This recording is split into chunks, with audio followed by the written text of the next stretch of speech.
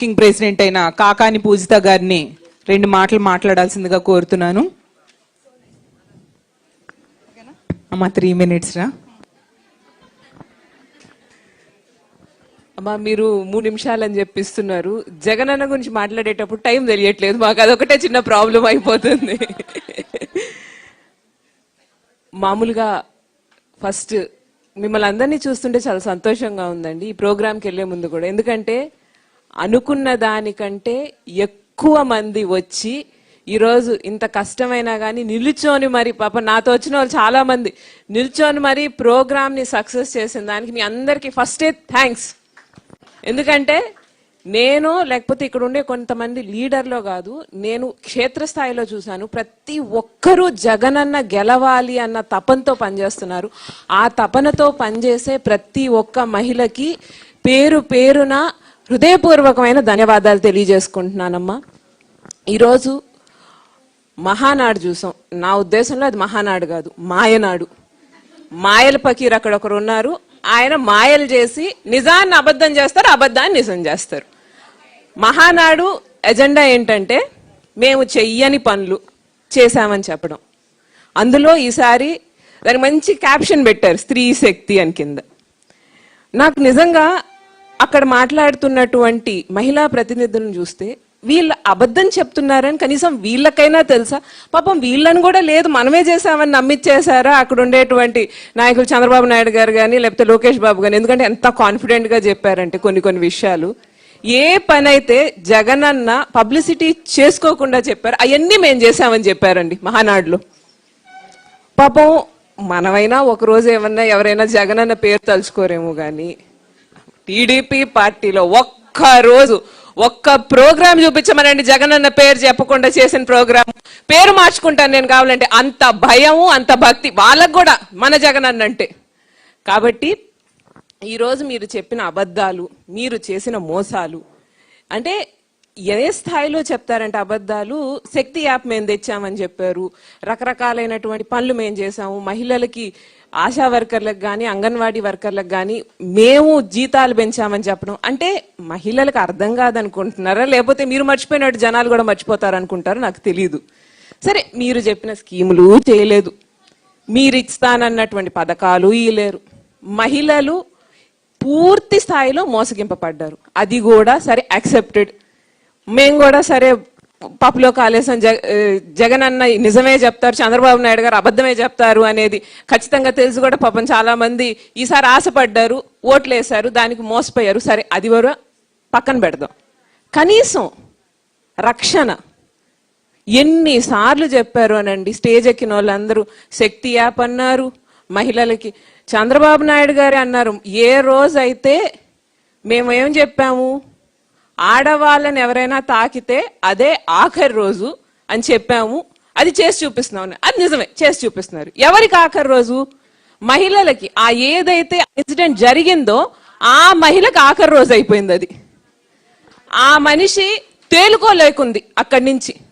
ఆ మనిషి మీద మామూలుగా కాదు అన్ని రకాల దాడులు, భౌతికంగా లైంగికంగా దాడులు చేసి ఆ మనిషిని అబద్ధాల కోర్లు చేసి చివరికి భయపెట్టి కేసులు వెనక్కి తీర్చేటువంటి పరిస్థితుల్లో ఎన్ని కేసులు. బయట వాళ్ళని వదిలేయండి, రోజు గంజాయి మద్యం తీసుకొని మహిళల మీద ఇష్టానుసారం వెళ్తున్నారు, వాటి గురించి మేము పెద్ద పట్టించుకోవట్లేదు. మీ ఎమ్మెల్యేలు కోనేటి ఆదిమూలం, ఆయన గురించి మనం చెప్పుకోగల వీడియోలతో సహా బయటకు వచ్చింది. దాని గురించి ఏమన్నా మాట్లాడారు అని అంటే లేదండి మేము ఆయన్ని పార్టీ నుంచి పక్కన పెట్టు అంటే, మహిళల మీద ఎవరైనా వేధింపు చర్యలు చేస్తే వాళ్ళని పార్టీలోంచి డిస్మిస్ చేయడం ఏ సెక్షన్ ప్రకారం శిక్ష అండి? అంటే మేము మహిళల్ని ఏదైనా కానీ చేస్తే దానికి శిక్ష ఉండదా? టీడీపీ పార్టీ నాయకులు లేకపోతే లీడర్స్ అతీతులా? ఈరోజు వాళ్ళు అడిగేటువంటి ప్రశ్నలకైనా జవాబు చెప్పగలుగుతున్నారా? మీరు ఎందుకు మమ్మల్ని పార్టీ నుంచి వెనక్కి పెట్టారు, మీరు మాకు సమాధానం చెప్పాలి అని చెప్పేటువంటి ప్రశ్నలకి. మనకి కాన్స్టెంట్ ఇష్యూ ఒకటి అరవ శ్రీధర్ గారిది. అసలు ఆ మనిషికి కూడా సరే అనుకుంటే అనుకున్నారు, 5 ఏళ్ళు నేనే ఎమ్మెల్యేను కాబట్టి నేనేం పట్టించుకోను, ఆ మనిషి అనుకుంటారు, ఈ మనిషి అనుకుంటారు, నా పాటికి నేను వెళ్ళిపోతాను అని చెప్పి మహిళ బయటికి వచ్చి స్వచ్ఛందంగా బహిరంగంగా ఇతను నా మీద ఈ రకంగా వేధింపు చర్యలు చేశారు, దాడులు చేశారు అని చెప్పాడు. అది జరిగితే ఆ మహిళకు అండగా నిలబడకుండా ఇతనికి కొమ్ము కాసి జనసేన పార్టీ అధినేత ఏ రకంగా వచ్చాడండి? ఎవరి పేరు పెట్టుకొని పవర్లోకి వచ్చాడు? కేవలం మహిళల పేరు పెట్టుకొని. మహిళలకి సంబంధించి మహిళల కోసం నేను వాయిస్ అవుతాను, నేను ప్రశ్నిస్తాను అని చెప్పినటువంటి వ్యక్తి ఈ రోజు మహిళల గురించి ఆలోచన అయినా చేస్తున్నాడా? మీ పార్టీకి సంబంధించిన వ్యక్తిని కనీసం అదుపు చేస్తున్నారా? అతను అదే అమ్మాయిని నడి రోడ్డు మీద దాడి చేస్తే అడిగిన పాపాను పోయారా? కనీసం ప్రభుత్వం నుంచి కానీ లేకపోతే ఎవరైనా పట్టించుకున్నారా? లేదు. ఆ కూనా రవికుమార్ ఇన్సిడెంట్ బయటకు వచ్చింది. ప్రిన్సిపల్ గురువుకి ఎంత గౌరవం ఇవ్వాలి? మహిళ గురువు. చిన్నప్పుడు చదువుకునేటప్పుడు గురు బ్రహ్మ, గురుర్ విష్ణు, గురుర్ దేవో అని చదువుకున్నామండి. ఈరోజు గురువుకు కూడా ఈ కూటమి పాలనలో రక్షణ లేదు. ఇవన్నీ ఒక ఎత్తు అంటే సరే, కూటమి నాయకులు చేసేటువంటి యదవ పనులన్నీ కూడా ఒక పక్కన పెడితే, పరమ పవిత్రమైనటువంటి తిరుమల దేవాలయం, భక్తులం, నమ్మకం, అక్కడ కనీసం తప్పనే మాట కూడా వినపడకూడదు అని కోరుకుంటాం. అటువంటి ఒక ఆలయానికి చైర్మన్గా బిఆర్ నాయుడు తెలిసి మళ్ళీ వీళ్ళందరూ వచ్చి సనాతన ధర్మాన్ని, హిందూ ధర్మాన్ని కాపాడాలి. పాపం ఇంత కాపాడుతున్నారు, సరిపోవట్లేదు, ఇంకొంచెం కాపాడడానికి కూడా నడుంగట్టుంటారు ఎప్పుడు. నేను అడుగుతున్నాను, ఇక్కడ ఉండేటువంటి ఎంతో మంది భక్తులకి ఎంత బాధేస్తుంది? వైఎస్ఆర్సీపీ పార్టీగా చెప్పొద్దండి, కేవలం ఆ వెంకటేశ్వర స్వామి మీద నమ్మకం ఉండే వాళ్ళు చెప్పండి ఎంత బాధగా ఉంది. టీవీల్లో రకరకాలైనటువంటి మాటలు చెప్పారు. ఈరోజు చూస్తే ఆ మహిళకు అన్యాయం జరిగింది. ఆ మహిళ చెప్పింది మీకు చూడండి. టీవీ5 బిఆర్ నాయుడు గారికి ఉండక్కర్లేదు నైతిక విలువలు, నైతిక బాధ్యత, కానీ తిరుమల తిరుపతి దేవస్థానం చైర్మన్ కి ఖచ్చితంగా నైతిక విలువలు ఉండాలి, బాధ్యత ఉండాలి. అతను చాలా గట్టిగా ఆ భగవంతుని నమ్మగలగాలి. భగవంతుని నమ్మేవాడు ఇటువంటి తప్పులు చేయరు. కాబట్టి ఆ పరమాత్మకి మహిళలంటే లెక్కలేదు, ప్రజలంటే లెక్కలేదు, కనీసం ఆ పరమాత్మకైనా భయపడండి. యథా రాజా తదా ప్రజ అంటారండి. ఒక సామెత ఉంది కదా, ఆవు చేను మేస్తే దూడ గట్టున మేస్తుందా అని చెప్పి. వీళ్ళందరినీ చూసి క్షేత్రస్థాయిలో మాకు తెలిసినటువంటి నెల్లూరు జిల్లాలో కూడా చాలా మంది నాయకులు కమాన్, వాళ్ళకే లేదు అన్నప్పుడు మాకేం ఉంది లేండి అడ్డు అరుపు, మమ్మల్ని పీకేది కూడా లేదు కదా వీళ్ళు అని చెప్పి ఇంకా రకరకాలైనటువంటి గోలలు, గొడవలు. రోజు ఏదో ఒకటి పేపర్లో చూస్తున్నాం. మహిళల మీద దాడులు, హత్యలు, లేకపోతే వాళ్ళ మీద లైంగిక దాడులు. దీనికి సంబంధించినటువంటి వాళ్ళు ఎంతో మంది, ఇప్పుడు మంత్రి గారి పిఏ భాగవతం మనందరికీ తెలుసు, అందరం విన్నాం.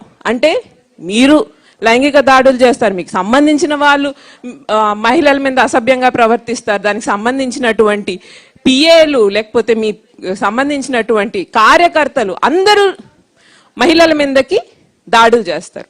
ఇంపార్టెంట్ విషయం ఏంటంటే చేసినటువంటి వాళ్ళందరూ ప్రజాప్రతినిధులు, కానీ ఎవరైతే వేధింపబడ్డారో వాళ్ళు కూడా మామూలు వాళ్ళు కాదండి. కార్యకర్తలు, ఒక అధ్యాపకురాలు, ఒక గవర్నమెంట్ ఉద్యోగి. అంటే కనీసం వీళ్ళు ఒక హోదాలో ఉన్నారు, పరపతి ఉంది, వీళ్ళు బయటికి వెళ్ళి చెప్తే మన పరిస్థితి ఏంటన్నా కనీసం భయం లేకుండా బిహేవ్ చేస్తున్నారు.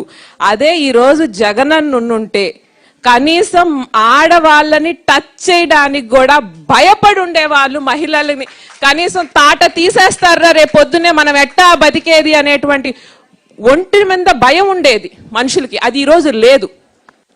నేను యాదృచ్ఛికంగా జరిగిందో అనుకోకుండా వచ్చాను. సంవత్సరం రోజుల క్రితం కరెక్ట్గా ఇదే రోజు మా నాన్న కోసం నేను వెళ్ళి కలెక్టర్ గారికి అర్జీ పెట్టుకున్నాను. మాకు ఎంక్వైరీ కావాలి, సిబిఐ ఎంక్వైరీ అని చెప్పి.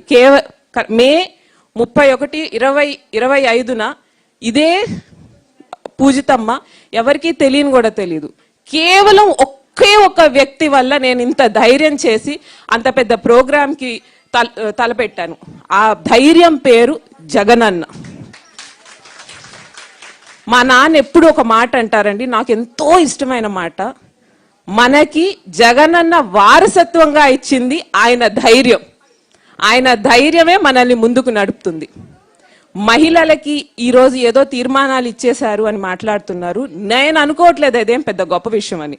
క్షేత్రస్థాయిలో ఏ రకంగా మహిళలు వాళ్ళని అసహించుకుంటున్నారో, వద్దనుకుంటున్నారో మేము రోజు కలుస్తూ ఉంటాము. నాన్న పలు దగ్గరికి నన్ను పంపిస్తారు, ఆయనతో పాటు నేను పోతాను. ఎక్కడా కూడా క్షేత్రస్థాయిలో వాళ్ళ ఉనికిని వాళ్ళు నిలుపుకోలేకున్నారు.